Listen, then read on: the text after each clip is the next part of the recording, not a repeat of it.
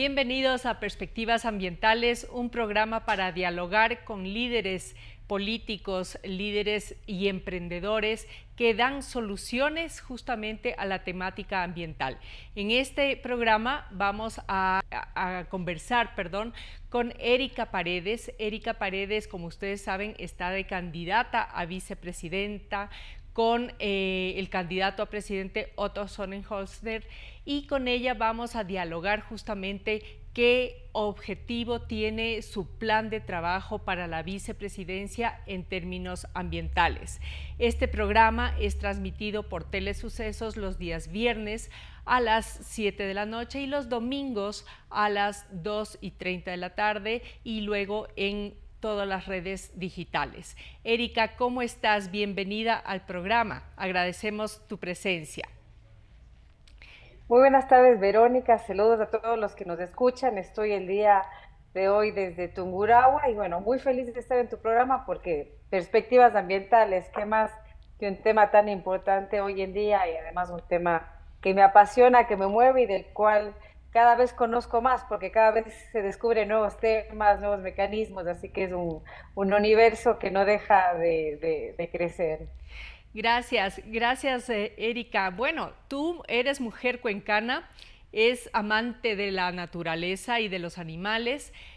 Voy a leer un poquito tu currículum para quienes no te conocen.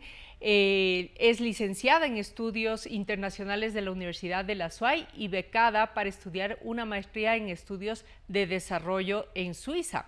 Recientemente concluyó la maestría en Administración Pública de la Universidad de Harvard, donde conociste, supongo que precisamente a Otto, y has venido trabajando por más de 10 años en las Naciones Unidas, donde lograste establecer mecanismos que permiten financiamiento, diseño de proyectos de salud, de educación, de medio ambiente. Y aquí creo que es importante, que nos gustaría conocer qué proyectos ambientales trabajaste justamente en Naciones Unidas. Muchísimas gracias, gracias por esa introducción tan generosa. Mira, un poquito más sobre mí. Vengo de una familia cuencana, una familia muy trabajadora y como muchas mujeres, como muchas ambientalistas, que nos sumamos a esta causa, nos toca un camino, a veces digo culebrero con piedras, porque no es tan fácil lograr esta causa. Ha habido muchas trabas en el camino, entonces es por eso que me he ido formando en estudios del desarrollo, cómo lograr mayor sostenibilidad, o ahora en administración pública, sobre todo muy especializada en temas ahora ya mucho más de mercado de carbono, financiamiento verde y demás. Esos son realmente temas que me apasionan, con los que vengo trabajando desde hace mucho tiempo. Buenísimo. Y Erika, en este sentido, tú mencionas y en tu currículum dice, bueno, comprometida con el ambiente, y obviamente estamos con una coyuntura muy importante con el tema del Yasuní, y va a ser de cajón la pregunta. Ahora, Totalmente. en términos del Yasuní, ¿cómo le ves tú dentro del contexto global?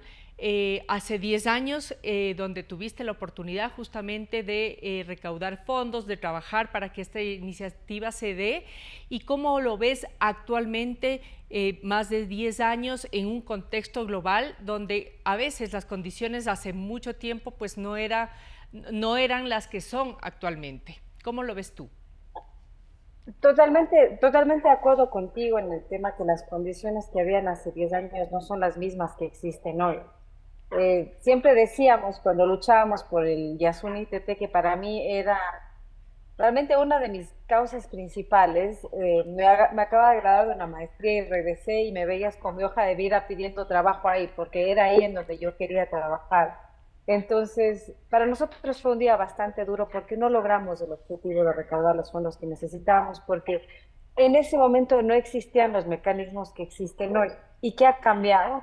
Ha cambiado que existe una conciencia global, una urgencia global, en donde no solo es una prioridad para el Ecuador, sino es una prioridad para todo el mundo. Y todo el mundo, hablo de los países más ricos, desde Estados Unidos, Europa, Japón, como los países en vías de desarrollo como nosotros, países africanos o países en Asia como Bangladesh, que están sufriendo de grandes inundaciones.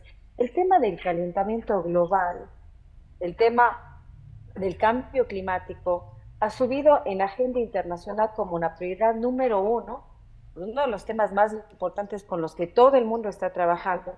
Entonces, ¿qué ha hecho que la urgencia de luchar contra el cambio climático, contra el calentamiento global, cambie para el Yasuní? Es que como hay tanta necesidad de combatir este tema, hoy en día los mecanismos que han cambiado, hemos acelerado en el tema de toma de decisiones de los mecanismos que existen, se ha incrementado el financiamiento y también se ha incrementado el alcance, ¿no? Antes eran mecanismos solo por reforestar o demás, pero ahora ya están vinculados con temas de compras públicas sostenibles, infraestructura resiliente, que dejas de emitir cuando tienes una industria que en lugar de usar energías contaminantes usa energías renovables. Entonces, eso no existía hace 10 años y la verdad es que existe porque en el mundo hemos entrado en una carrera global en donde estamos todo el mundo en una maratón. Entonces, la diferencia es eso, de que hoy hay un fenómeno global que es una causa que nos une a todo el mundo y ese fue el motivo. Ojalá y hubiera sido esa la urgencia antes, hubiera sido mi sueño, porque lo dejamos, como dicen los jugadores de fútbol, todo en la cancha y no lo logramos. Fue un día Así muy es. duro, muy triste el día que se tomó la decisión de explotar el parque. Así es. Y bueno, tú has mencionado una de las alternativas que puede ser justamente explorar los mercados de carbono. Actualmente hay muchas restricciones por la, no solamente constitución, hablar de mercados, sino también una ideologización sobre el tema de mercado. Pero es una gran alternativa que hace 10 años no existía y que más bien ahora, en el marco de Naciones Unidas y de cambio climático, se está explorando, como tú bien dices, muchos de los países podría ser una buena alternativa. En el caso, por ejemplo, de que gane el sí, ¿no es cierto? Y en ese sentido, supongo que te habrán preguntado o que deben ustedes ver ya, estar viendo los escenarios, en el caso de que gane el sí o en el caso de que gane el no. ¿Cuál sería el plan de trabajo respecto a esto y respecto al ambiente en general? Buenísima pregunta, muchas gracias. Sí, lo estamos trabajando ya y te digo los dos escenarios. En el caso de que los ecuatorianos decidan dejar de explotar el Yasuní, porque aquí hay que ser muy conscientes de lo que estamos votando. Yo acabo de llegar del Yasuní, estuve ahí la semana pasada y bueno, he ido muchísimas veces, no he ido más de 20 veces al parque, o sea, no es algo nada nuevo. Pero ¿por qué fui? Porque los ecuatorianos es fácil que desde Quito, que desde Cuenca, desde Guayaquil, desde nuestra comodidad de la casa decidamos sobre un parque, pero ¿quién ha ido a Guarico? ¿Quién ha ido al Tiputini? ¿Quién ha ido a decir, bueno, qué es lo que realmente quieren las personas que habitan ahí? Entonces fui justamente, un poco más que consultas grandes, hablando con la gente, hablando con las comunidades de guaraníes, con las comunidades quichuas, también con todas las familias que están allá, porque ha venido con mucho desarrollo eso. Y la realidad es que el parque está en pleno proceso de explotación, las carreteras están construidas, está en perforación, hoy en día se sacan 55.000 barriles de petróleo al día. Pero lo que es más duro es que uno se imaginaría en el mundo ideal que esa explotación petrolera va a venir con un desarrollo local. La realidad es que no, son cuatro comunidades justamente en el Tiputini que se benefician, y digo benefician entre comillas, porque te dan un empleo, te dan tal vez una educación mejorcita, pero no es un beneficio grande. Pero una cruza el Napo y ahí empieza la verdadera injusticia social, en donde dices, ¿cómo si del Yasuní sale tanto dinero? Aquí ni siquiera hay una escuela. Yo entré a una escuela y era un día que llovía mucho. Se había una gotera enorme en la clase de los niños y los niños orillados en una esquina tomando clase. En la noche no hay luminaria completa, los hospitales están cayendo, la gasolina cuesta ya entre $4 y $6. Entonces, ¿qué tipo de desarrollo queremos en el país? Si de donde Así es. está saliendo el petróleo del Ecuador ni siquiera está llegándoles a las propias comunidades que si antes respiraban un aire mucho más puro, hoy día están viendo cómo suben y bajan las gabarras con los camiones llenos de gasolina para la producción del petróleo. Entonces, en ese escenario en el que los ecuatorianos decidan continuar con la explotación del Yasuni, porque es continuar la explotación, el parque está en proceso de explotación, se tiene que hacer mucha justicia social, Mm, porque no es posible que recursos de ahí ni siquiera lleguen a donde las personas que están mirando la explotación en el día a día, como su paisaje diario. En el caso que los ecuatorianos tomen la decisión de que esto se pare, es total, estamos ya trabajando mucho en varios mecanismos, como los que te comentaba, mercados de carbón voluntario, no voluntario, bonos verdes. Hay muchos financiamientos que te da, por ejemplo, el Banco Europeo, que te da la CAF, que te da el BID, reembolsables, no reembolsables. Hay muchas alternativas y sobre todo aquí también muchas empresas que están vinculadas en esta labor de manera voluntaria en las zonas, pero otras porque es parte de una conciencia internacional que hoy existe, que las empresas también están comprometidas en reducir las emisiones. Entonces, hay varias oportunidades para lograr generar parte de los recursos que no tendríamos con el Yasuní. Pero hay que ser sinceras, llegaremos tal vez al primer año, al segundo año, pero no a lo que se recaudaría con el Yasuní en el tiempo total que se tiene proyectado de explotación del petróleo. Pero se pueden lograr recursos, sí, para los primeros años para subsanar ese hueco fiscal que nos dejaría el parque. Ok, entonces, bueno, están trabajando ya justamente en esos escenarios. Y eso está Es ligado una a... respuesta larga porque soy No, yo sé. apasionada del tema, así que por eso Sí, fue tan larga. no, y es muy importante porque la gente seguro está viendo cuáles son las alternativas y estamos en plenos debates en mirar a ver qué pasa con ese escenario y qué pasa con el otro. Y creo que es importantísimo que la ciudadanía conozca cuál es la propuesta de los candidatos frente a una coyuntura de consulta popular que también se está dando, ¿no es cierto? Ahora, Erika, tú como ciudadana global que te identificas y como te defines, al igual que yo, más de 25 años trabajando en temas ambientales y la estructura global es ya diferente, ¿no es cierto?, a cuando estás mirando la problemática local y esa dimensión justamente ¿a qué te lleva? A identificar si los problemas globales como el de cambio climático y otros más, que no sé cuáles son los principales que tú identificas, cómo poder traer esas mejores experiencias globales hacia lo local, hacia el Ecuador. ¿Cómo verías eso desde tu experiencia y perspectiva? Hay muchísimas oportunidades porque yo algo que siempre digo, las cosas que se hacen bien se tienen que continuar o se tienen que repetir haciendo. Y de las cosas que se hicieron mal, uno tiene que aprender y decir, esto no funcionó, eso no se hace. Por ejemplo, de la experiencia que he tenido, y la verdad es que he tenido la dicha de poder servir en las Naciones Unidas por muchos años, y la verdad es que empecé de todo, fui pasante, asistente, asociada, luego fui técnica y luego fui subiendo toda la cadena hasta que pude servir en la ONU para 23 países en América Latina como directora para América Latina de la Oficina de Proyectos de la ONU. Y te doy un par de proyectos que, o sea, de iniciativas que nos pueden servir. Por ejemplo, la propia compra de medicamentos, nosotros trabajamos uno en ahorrar mucho dinero en esa compra. Pero como estamos aquí en un programa de perspectiva ambiental, las compras públicas se pueden realizar de manera sostenible. Uh -huh. Y hay casos muy grandes como hablar del reciclaje, cómo usar mejor las energías renovables, pero incluso en cosas tan pequeñas como la compra de medicamentos, uno puede pedir a las empresas, ¿está usted reciclando? ¿Tiene usted un buen uso del manejo de los residuos? ¿Cuál es su política de empaque? Entonces, uno puede empezar a cambiar procesos completos en cualquier tipo de sector, sea este de medicamentos, que es un ejemplo muy lejano, o un ejemplo mucho más cercano, como la producción de los textiles.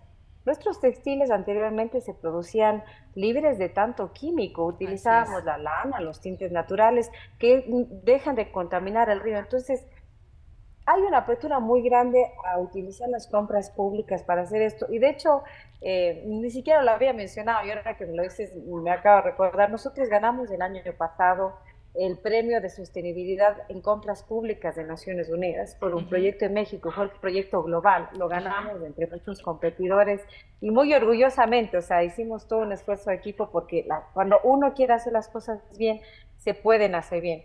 Son cosas como estas, o te doy otra línea muy distinta. Por ejemplo, en México trabajamos en todo lo que son las licitaciones y compras de transporte limpio, ¿no? Ajá. Entonces, los buses eléctricos, cablebuses. Entonces, ¿cómo contaminas menos enfocándote en sectores que son altamente contaminantes, como es el caso del transporte que utiliza sobre todo la gasolina, que es un derivado del petróleo? Hay varios tipos de esas iniciativas, tanto en medicamentos, en transporte, en procesos educativos, por ejemplo, en procesos de construcción. ¿Cómo utilizamos procesos de construcción que sean Así más es. sostenibles? ¿Cómo utilizamos materiales que no contaminen tanto, pero que también que generen empleo? Porque aquí también hay que tener una mentalidad de que esto tiene que generar empleo. No tratamos de decir, bueno, no cortes un árbol, no contamines el agua, no mates a los animales. Si una conservación, si una estructura de desarrollo económico no puede funcionar. Entonces, aquí hay una oportunidad real de una economía verde en donde podemos cuidar la naturaleza, luchar contra el cambio climático y generar empleo y desarrollo.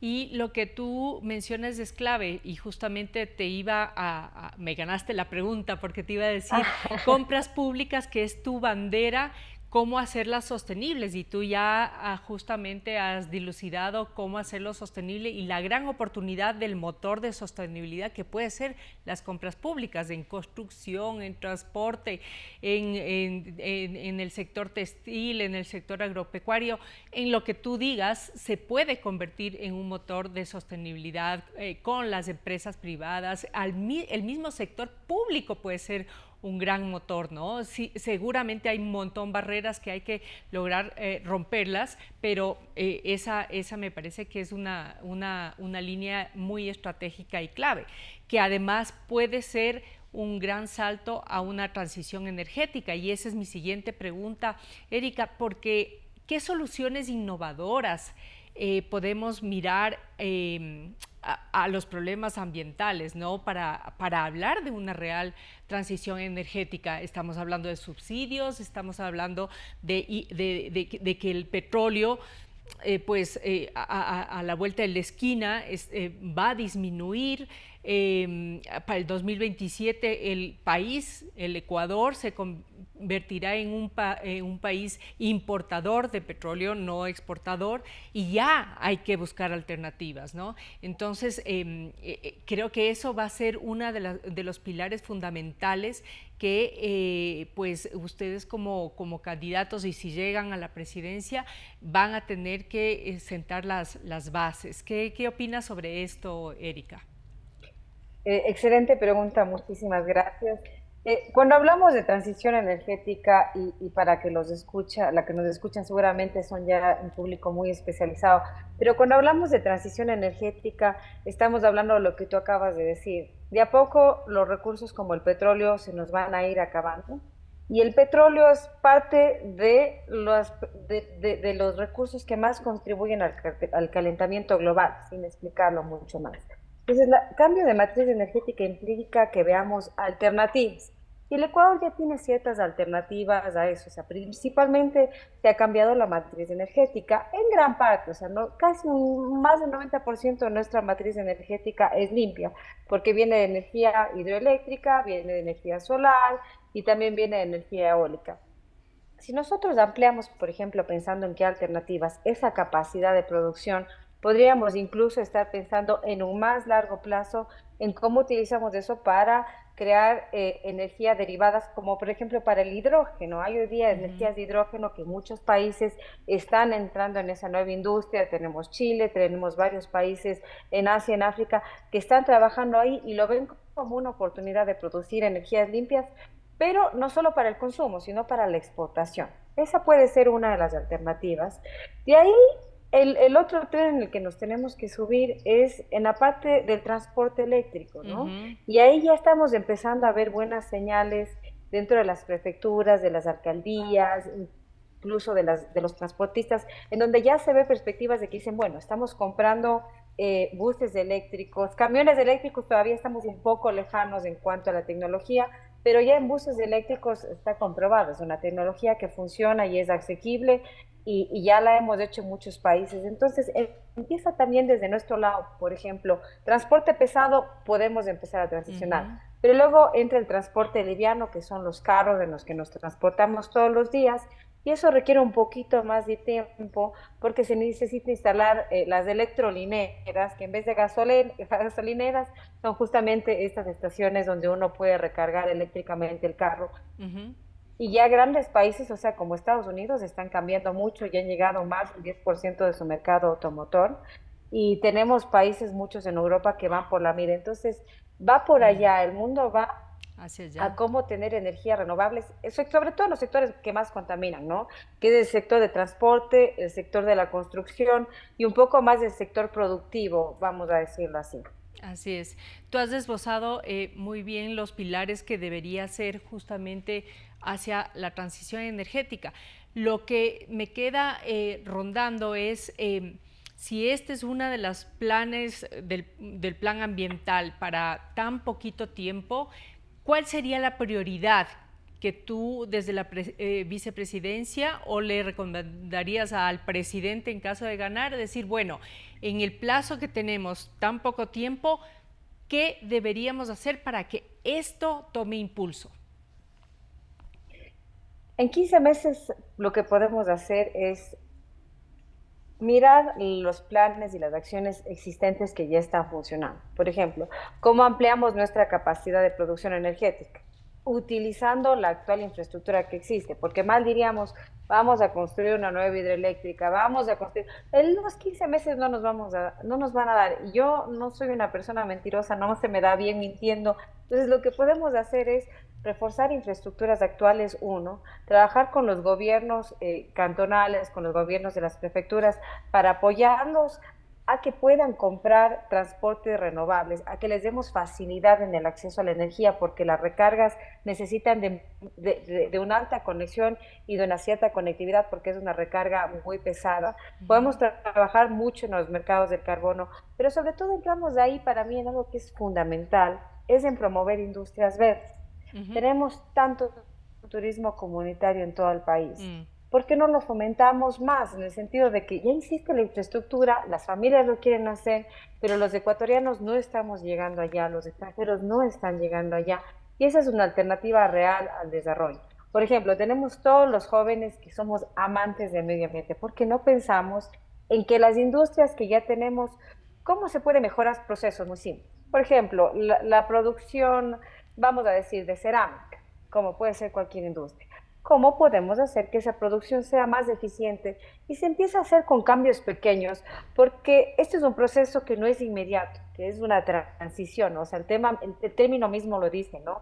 Transición energética. Entonces tenemos que ir transicionando de poco a poco, pero ya con medidas puntuales que den esa directriz para seguir avanzando. Perfecto. Bueno, ustedes han oído a la candidata Erika Paredes, ha esbozado todo el plan ambiental y queremos con esto cerrar. Erika, deseándote mucha suerte en las próximas elecciones y pues a todos ustedes compartiendo este programa para que llegue a más gente. Recuerdo que se transmite los días viernes en Telesucesos a las 7 de la noche, los días domingos a las 2:30 de la tarde y en todos nuestros canales digitales, YouTube, Instagram, Twitter y les animamos a que compartan, a que nos den un like y seguir aprendiendo y compartiendo para llegar a mucho más gente y generar una mayor conciencia ambiental.